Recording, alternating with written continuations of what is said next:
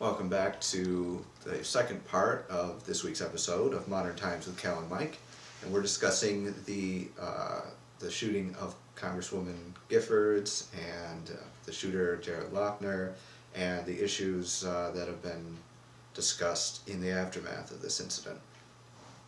Yeah, one of the things that has also been discussed has been relating to gun control. As one might expect after an incident like this, there's been cries for gun control to prevent something like this from happening again. And more specifically, people are concerned about the ammunition feeding devices that were used in this incident. But there's some confusion over the terminology, and as good gun owners, we decided that it would be good for us to clean that up a little bit and give them a demonstration here. Yeah. What's the difference? All right. Well, we have two ammunition. I guess you could call these ammunition feeding devices. This is a clip. It's designed to hold loose cartridges that are loaded into a magazine that's built into a gun, and this is a detachable magazine. This holds cartridges with a spring in the bottom and feeds them into a gun. And we have a live fire demonstration demonstrating both of these types of feeding devices and how different they are. This is referred to as a magazine. This is a clip. I covered that, didn't I? You did. Okay, good. Watch just to be clear. Yeah, just to be when clear. You're watching. Yeah, go ahead and watch the video, and we'll be right back.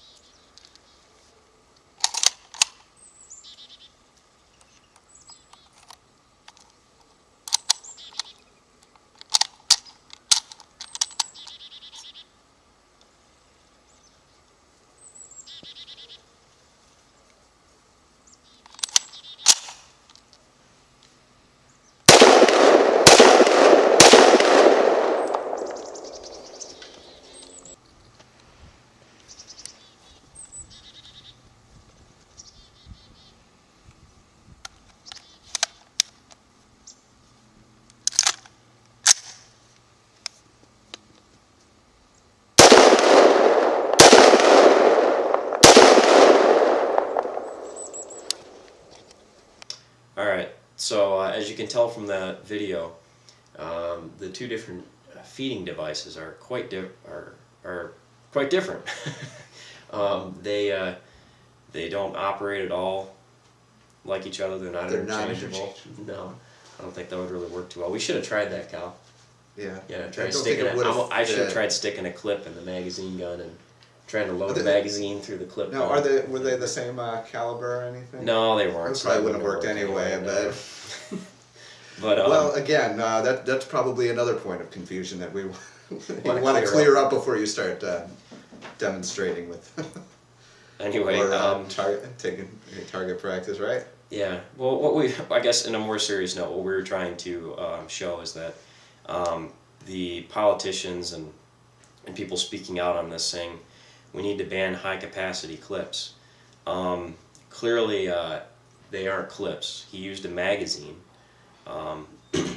And clip's not really a modern no, clip mechanism. Stopped. Yeah, well, clip stopped being in use in military arms, I think, post World War II. I mean, the M1 Garand was the last one to really use a clip.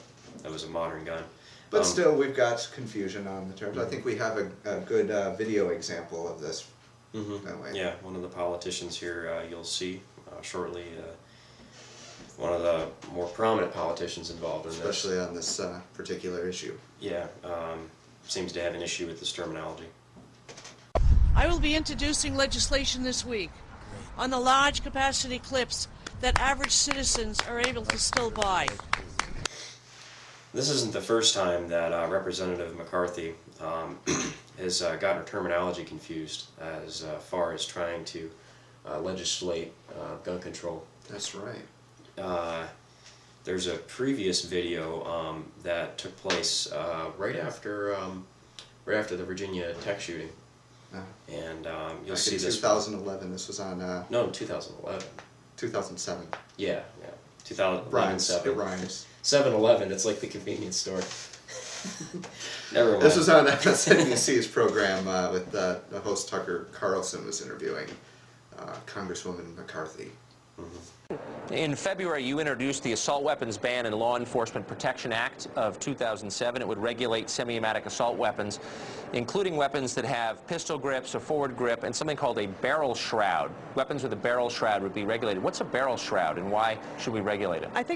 I think the more important thing is that it also would have had banned the large capacity clips Right. that Colin Ferguson had used, and also the killer. Okay. But I read the legislation. I'm sorry. I read the legislation, and it said that it would regulate barrel shrouds. What's a barrel shroud, and why should we regulate that?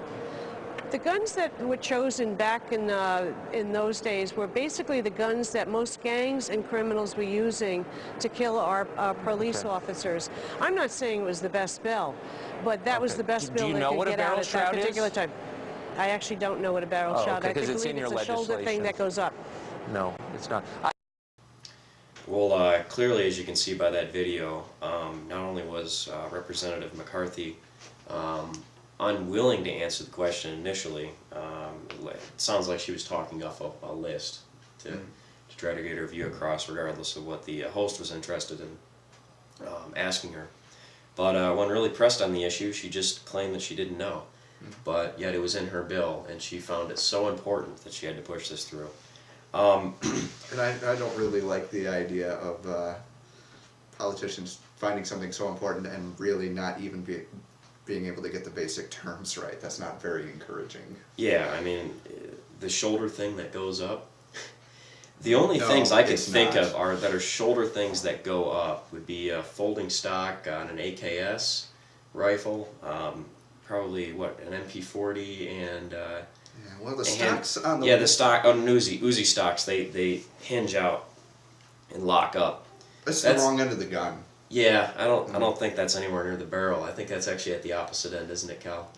That's what I remember anyway. A barrel shroud, all really is they vary in types, but this isn't really directly related to this video, but I had to put it in here.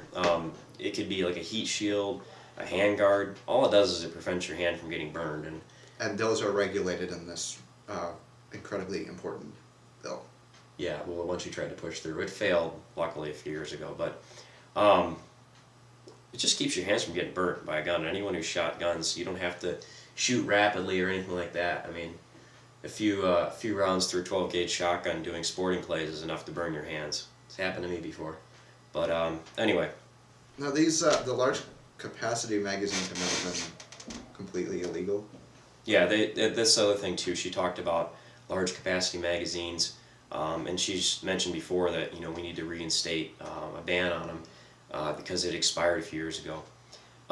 It's really a myth that these magazines weren't available during that time, from the 94 to 2004, the assault weapons ban.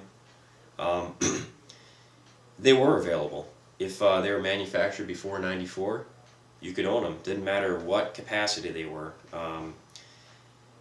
The ones that were manufactured post 94, from 94 to 2004, were only limited. They were limited to 10 rounds for civilian users. Police departments could still get whatever capacity that they desired, but so you could show up to a gun show, you could show up anywhere. I mean, their magazines otherwise aren't regulated, and so I mean, for instance, the people at Columbine, that happened, during the assault weapons ban, they used large capacity magazines. You could see on some of their guns during. How did they get those with the ban in place? I wonder, but it does seem to be, as I understand it, it's a cosmetic.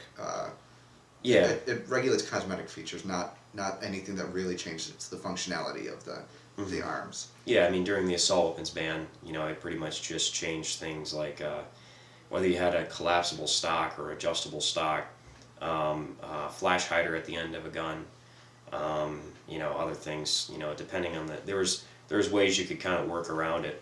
The law was really ineffective, and to claim that, reinstating the assault weapons ban would make us safer, or that letting it expire has made us any less safe, is really, if you're familiar at all with what it entailed and how it worked, it's a very ignorant statement to make, because it clearly didn't change safety at all.